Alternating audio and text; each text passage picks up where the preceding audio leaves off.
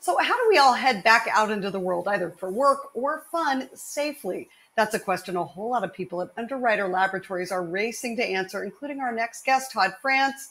Todd, thank you so much for being with us today. I know that UL is a Thanks for global having me. independent safety.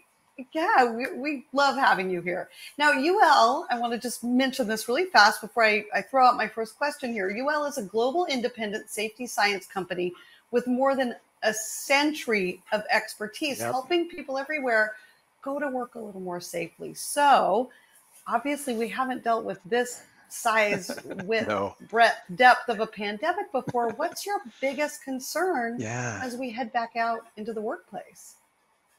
Yeah, the UL mission is making the world a safer place. So never has that been more true than now. So our goal and my particular role at UL is to work with our partners in mostly the restaurant industry so that they are able to develop their plans, their procedures, the policies, everything they need to be able to feel confident when they're able to both do takeout.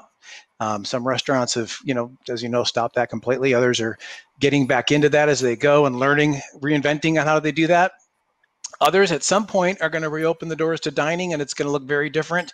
We just want to make sure that when they do that, they're comfortable that they're providing the safest environment possible for those guests who are coming through the front door to dine out. So that's kind of in a nutshell, where we're going with it. What does safety look like right now? It's a good question because it looks very different than it did. You think of like the health department version of safety. You're thinking food safety and temperatures and hygiene and there's a lot of overlap. But now suddenly that shifts, right? And it's going to start. You'll notice the safety and the change when you get to the front door of your favorite restaurant. I'm being optimistic. They're going to open, and when they do, you're going to see signs right out front, and they'll things like guidance that says, "Hey, please don't come in if you've been experiencing these symptoms." And we're all so familiar with those, but those reminders are going to be up front. You're going to experience it different when you walk up to the front counter even. You might have a piece of plexiglass between you and the host or hostess who's going to seat and serve you.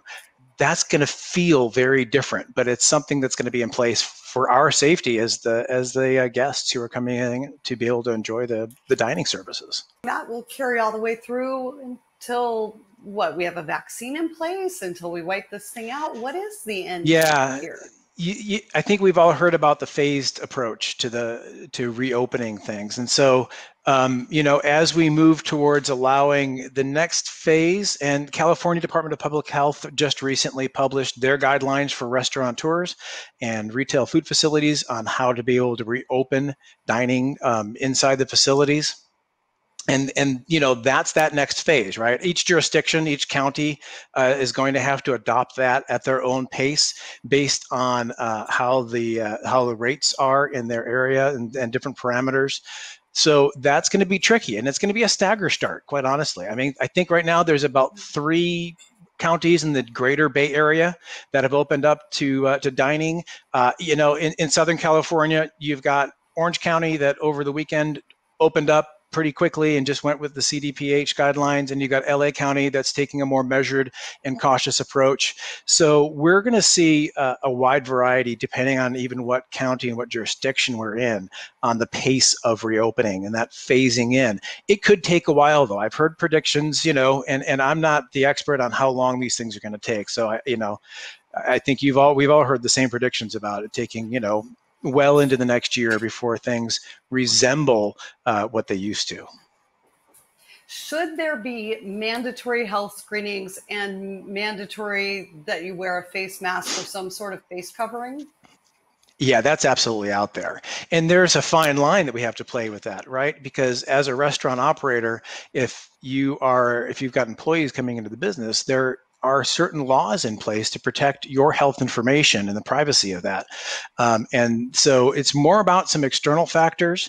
And, when the next time you go to a restaurant, the chances are that employee will have been screened and some form of screening. Now that can be before they even left for work.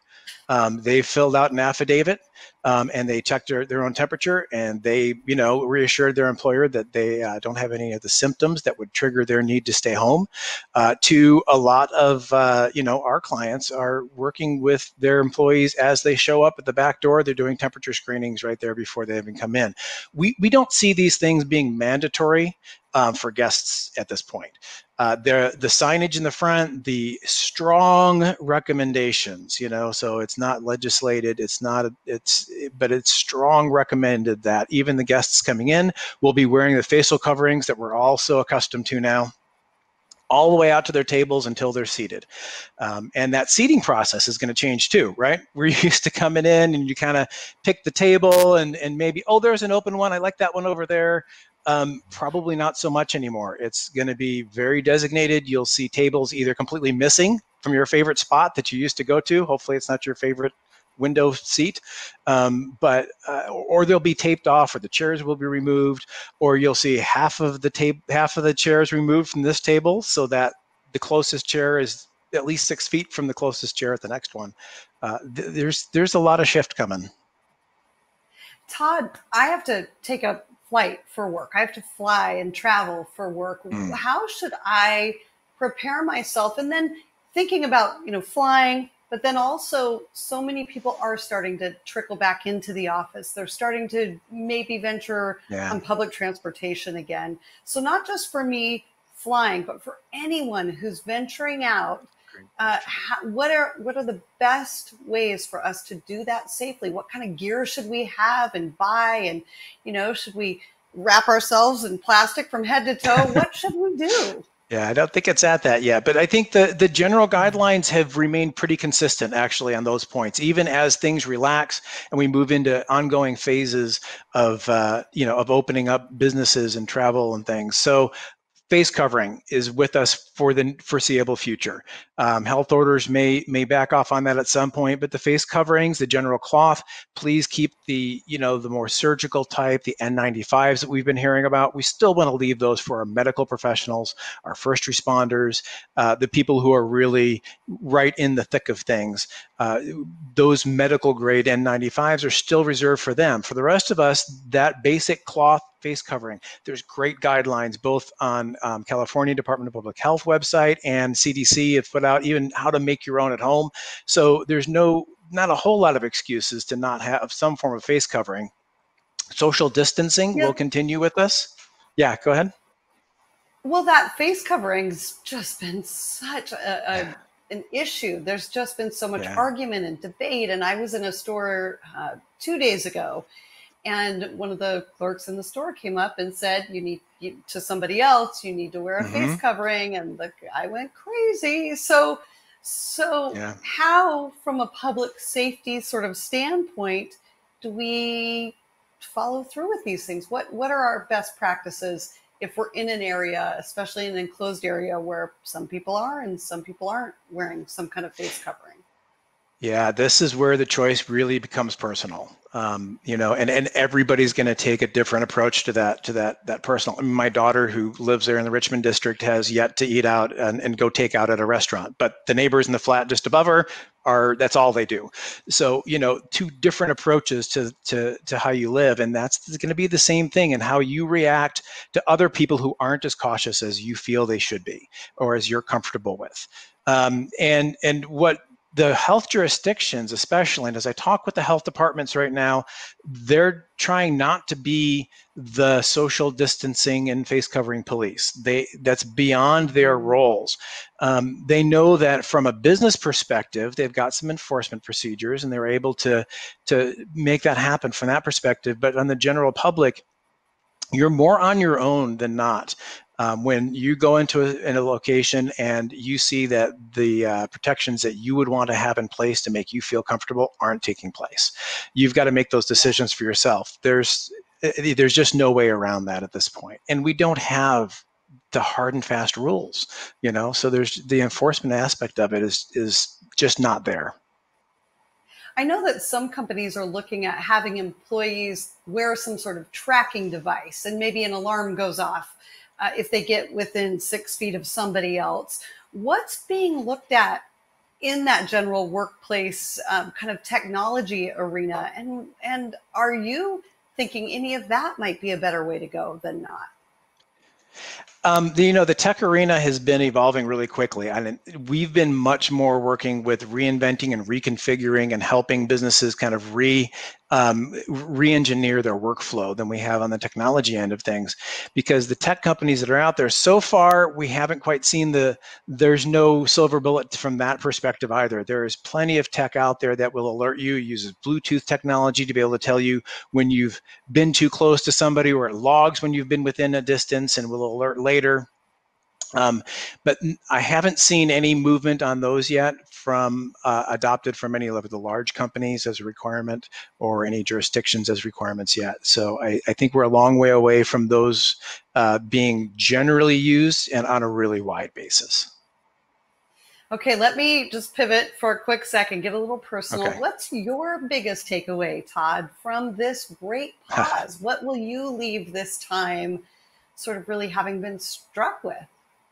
Yeah, I think the biggest thing that keeps going through my mind, see, but I'm kind of a geek, and so I come from that health department background and the food safety guy, right? Give me a thermometer and something to take the temperature of, and I'm just happy, right? So I might be a little bit different than other guests in that some of the stuff I'm looking at is I'm just thinking some of these things I like. The hand washing, right? Hand washing is phenomenal. We've been preaching hand washing in my business and at health departments and at UL with our partners in the restaurant industry forever. And it's just so hard to get that to happen. I think now we have some traction on hand washing, and the idea of sanitizer coming in behind it. Like, I don't have the hand wash available. That's always our gold standard, wash the hands. But when that's not there, let's go for some of that. And then that thought process of, again, I'm a little bit more of I'm not a germaphobe by any sense of the word, but I'm definitely more thinking about these things. So, long before COVID showed up, when I go to the front door of a restaurant, I'll use my pinky and grab the part of the doorknob that's not shiny because everybody's been rubbing it and that's where they all touch. So I think some of those thoughts now, everybody has joined my geeky, health department mentality. And I'm hoping that some of those things will proceed and persist into the future, actually, to benefit us in a lot of other things, even just with prevention of common colds and flus, and maybe a reduction in those spreads. But that's a crystal ball that I can't read. So yeah. Oh, if only we had that magic crystal ball. If only. Oh, yeah. Todd Frantz, UL safety expert, thank you so much for taking the time to be with us today. Thanks for having me. I really appreciate the chance to be able to interact and talk about where we see this going. Yeah, that's right. So we know, wash your hands, wear a face mask or some kind of cloth covering if you can, and social distance. We know that those are kind of the standards. That's the foundation for moving into this next phase of dealing with this pandemic. And for us moving into our next phase of this show, we have senior reporter Eileen Wu joining us with our next interview. Eileen?